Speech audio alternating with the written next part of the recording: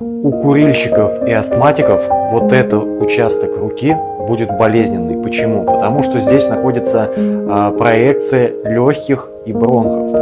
Если у вас приступ астмы или вам нужно простимулировать работу легочной системы, делайте вот такой массаж. Вот по этой линии движение будет снизу легких к бронхам и будет стимулировать выдох или кашель. Запомните, вот такое движение. Если же вы хотите здоровья легочной системы, массируйте круговыми движениями вот эти места, как будто бы здесь находятся легкие. Будьте здоровы, в аккаунте еще больше полезных техник. Подписывайтесь.